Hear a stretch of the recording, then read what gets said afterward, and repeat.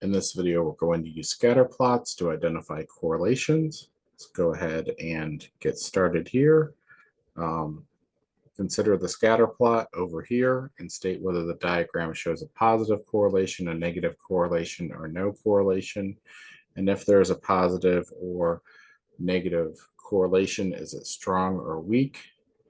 There is a weak negative correlation.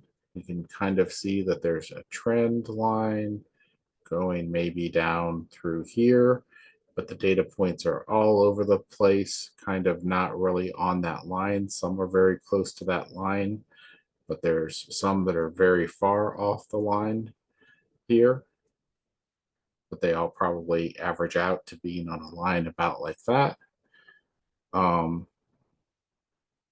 And the y-axis here says 3-point percentage, and the x-axis says average points per game.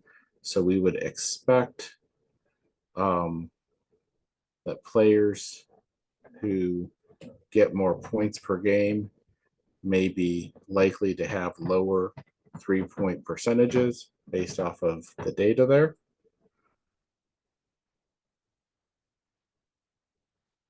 Now let's look at our next scatter plot and state whether the diagram shows a positive correlation, a negative correlation, or no correlation, and whether the correlation is strong or weak. There appears to be a very strong positive correlation here. Basically, everything's lying right on the trend line that's right there. So D, and that means that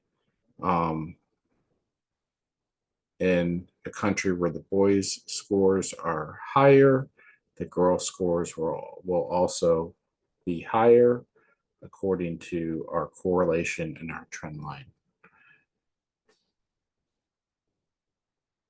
on this mathematics test here for boys and girls in 10 countries. All right, that's it for this video, and that's it for all of our topics here in 5E. We'll come back next time and we'll start talking about topics from chapter 9, picking up with unit 9A. See you for the next video.